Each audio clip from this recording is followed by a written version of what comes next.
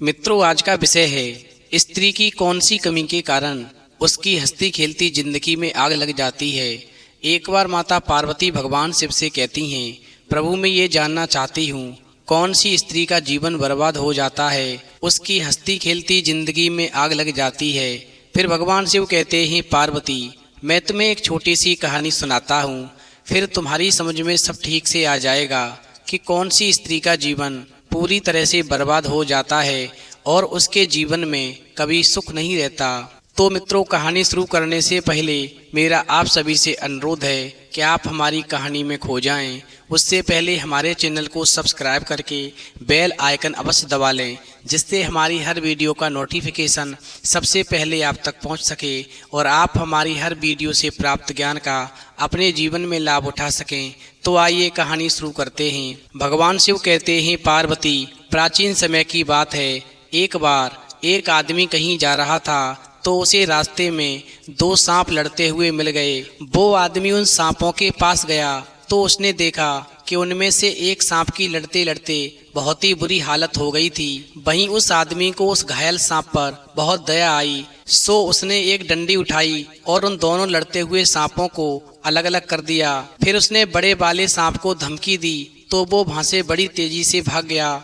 फिर उसने दूसरे सांप को डंडी से छूकर देखा कि अभी ये सांप जिंदा है कि नहीं, मगर भगवान का लाख लाख धन्यवाद कि अभी भी वो सांप जिंदा था। वहीं सांप कहने लगा, बहुत बहुत धन्यवाद आदमी, अगर तुम यहाँ पर ना आते तो अब तक तो मैं मर ही गया होता। तुमने मेरी जान बचाई है, तुमने मेरे ऊपर बहुत बड़ा उपकार किया है और मैं तुम्हारे इस उपकार का बदला चुकाने के लिए तुम्हें एक ऐसी शक्ति देता हूँ। इस शक्ति को प्राप्त करने के बाद में तुम सभी जीव जंतुओं की भाषा को समझ सकोगे कि जीव जंतु आपस में क्या बात करते हैं। वहीं आदमी कहने लगा, क्या तुम सच में कहते हो? क्या मुझे ऐसी शक्ति मिल सकती है जो मैं जीव जंतुओं की भाषा पहचान सकूं, उन्हें समझ सकूं? तो सांप कहने लगा, हाँ बिल्कुल, तुम वो सब जान सकोगे जो मच्छर, चूहा और गाय आदि जानवर बात करेंगे।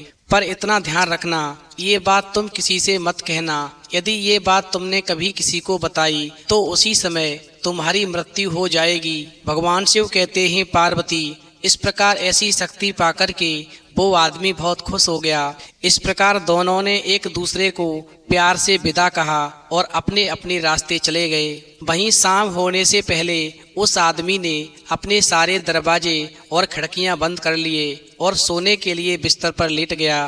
तभी कुछ देर के बाद में एक मच्छर दरवाजे से अंदर आने की कोशिश करने लगा। जब वहां से उसको अंदर आने का रास्ता नहीं मिला तो मच्छर जो था खिड़की के पास गया, पर वहां भी मच्छर को अंदर आने की कोई जगह नहीं मिली। तो मच्छर गुस्से में आकर के बहुत जोर से भिनभिनाने लगा और कहने लगा, सत्यानाश हो इस जगह का, ये घर तो ताबूत की तरह से कसकर बंद है, अब मैं इसके अंदर कैसे घुसूं? उधर घर के अंदर उस आदमी ने जब मच्छर की ये बात सुनी तो उसको हंसी आ गई। इधर तो आदमी की हंसी निकली और उधर तब तक उसकी पत्नी भी आ गई। वहीं पत्नी पूछने लगी, तुम क्यों हंस रहे हो? आखिरकार बात क्या है? वहीं वो अपनी दूसरी हंसी को रोकते हुए आदमी कहने लगा, कुछ नहीं कुछ नहीं, और फिर ऐसा कहकर के वो दोनों सो गए। वहीं कुछ देर के बाद में एक चूहे ने उसके घर में घुसने की कोशिश की। वहीं चूहे ने भी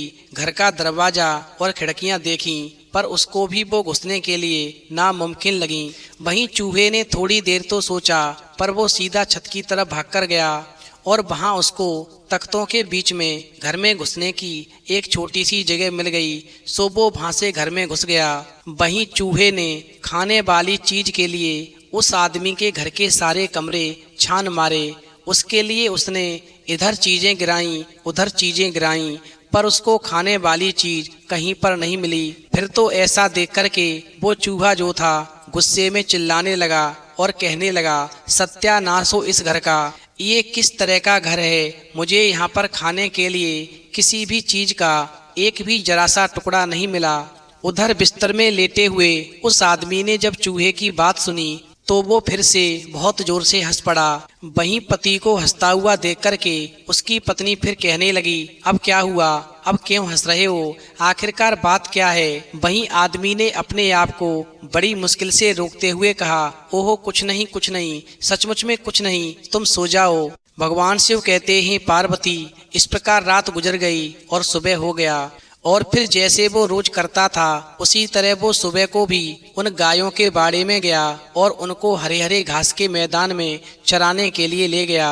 वहीं रास्ते में जब गायें आपस में बातें करती जा रही थीं और वो आदमी बड़े आराम से उन गायों की बातें सुनता हुआ चला जा रहा था, उसके बाद उनके दूध दुहने का समय आया तो उसकी पत्नी बैठने के लिए एक स्टूल और दूध दुहने के लिए एक बाल्टी लेकर आई। वहीं उसकी पत्नी को देख कर के सबसे बड़ी जो गाय थी वो एकदम से रम्हाई और बोली, ओ गायों देखो जरा, ये स्त्री हमारा दूध चुराने आ गई। और फिर ऐसा सुनकर के वो आदमी जो था एकदम से जोर से हंस पड़ा। वहीं इस बार उसकी पत्नी को बहुत तेजी से गुस्सा आ गया और कहने लगी, तुम फिर हंस रहे हो, आखिरकार बात क्या है?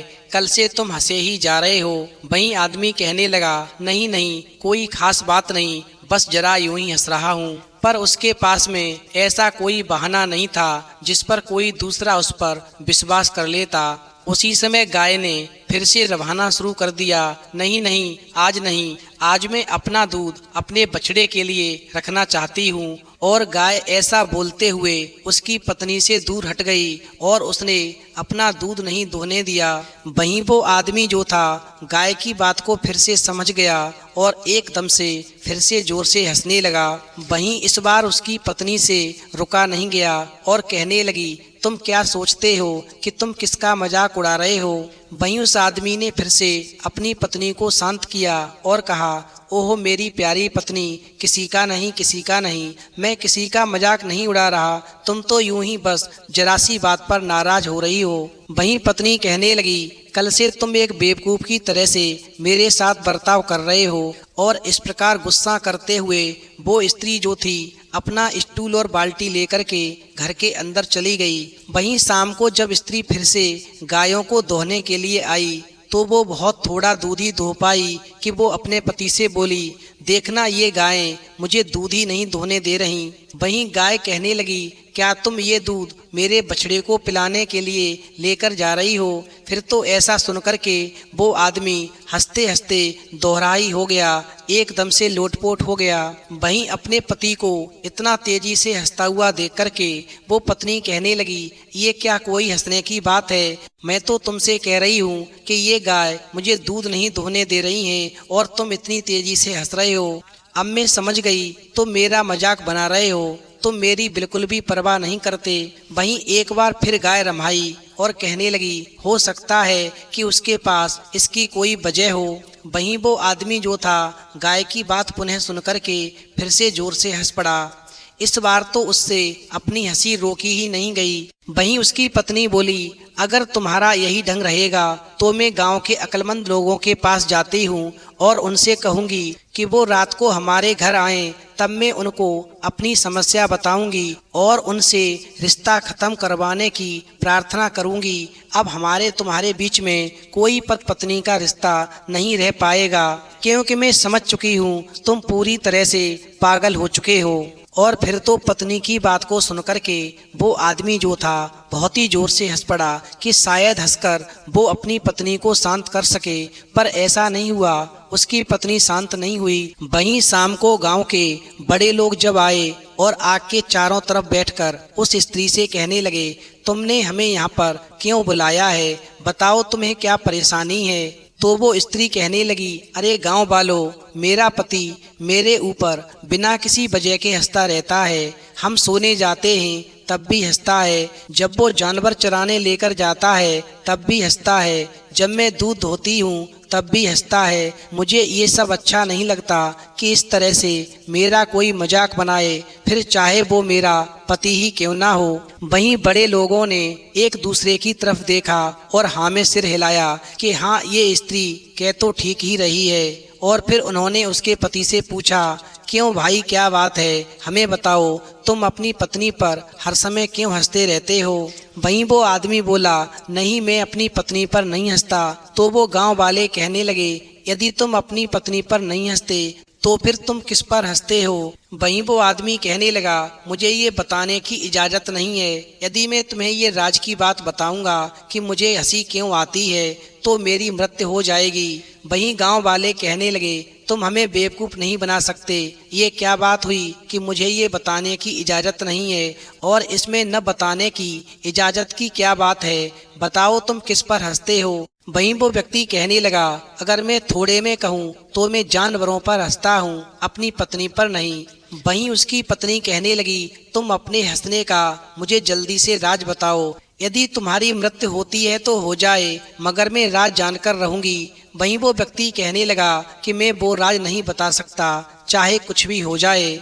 इस पर उन बड़े आदमियों ने फिर एक दूसरे की तरफ देखा और नामे सिर हिलाया। मामला बिल्कुल साफ था कि वो आदमी पागल हो गया था। इसके बाद में वो सभी गांव वाले वहां से एक दूसरे के कमरे में चले गए। उसके बाद वे सब वापस लौटे और बोले, ओ स्त्री, आज से तुम आजाद हो। तुमको आज से इस आदमी से अलग किया जाता है, क्योंकि तुम्हारा पति अब पागल हो गया है। क्योंकि कहीं कोई राज की बात बताने से क्या कोई मर जाता है? वहीं जब उस स्त्री ने देखा कि अब मेरे पति के साथ में कोई रिश्ता नहीं रहा, दोनों के जीवन का रिश्ता टूट चुका है, तो पत्नी ऐसा सुनकर के एकदम से रोने लगी। वहीं पति ने उसे फिर से टालम टोल करके समझाना शुरू किया, अब रोने से क्या फायदा, जो होना था सो हो गया। मैंने तुमसे पहले ही मना किया था कि जिद मत करो। जो स्त्री किसी काम की जिद करती है तो उसकी हंसती खेलती जिंदगी में आग लग जाती है। भगवान शिव कहते ही पार्वती इस तरह से उन दोनों की शादी खत्म हो गई। गांव के लोगों ने उस दुखी जोड़े से सहानुभूति प्रकट की। वहीं वो व्यक्ति मन में सोचने लगा, अब मेरी पत्नी मुझसे अलग हो गई, अब मैं किसके लिए जीऊंगा। चलो आज मैं इसे बता ही देता हूँ कि मेरे हंसने का आखिरकार राज क्या था। फिर वो व्यक्ति बोला, एक बार मैंने एक सांप की जान बचाई तो सांप ने मुझे एक वरदान दिया कि मुझे सभी जीव जंतुओं की भाषा समझ आ जाएगी, और यदि ये राज मैंने किसी और को बताया तो उसी पल मेरी मृत्यु हो जाएगी।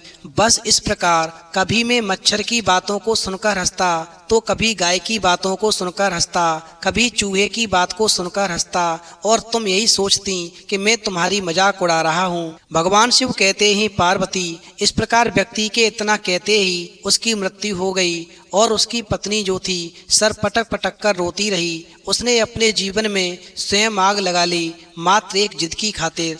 इसलिए स्त्री को सुखपूर्वक जीवन यापन करने के लिए कभी अपने पति से किसी भी काम की जिद नहीं करनी चाहिए। वहीं कहानी सुनने के बाद में माता पार्वती कहती हैं, प्रभु आज की कहानी सुनकर के मेरा मन प्रफुल्लित हो गया। मैं भी आपसे कभी कभी जिद कर बैठती हूँ, आज से मैं भी कभी आपसे जिद नहीं करूँगी। तो मित्रों, यदि आपको कहानी पसंद आई हो तो प्लीज़ आप हमारे चैनल को सब्सक्राइब करें और भगवान शिव और पार्वती के लिए एक लाइक करना बिल्कुल न भूलें।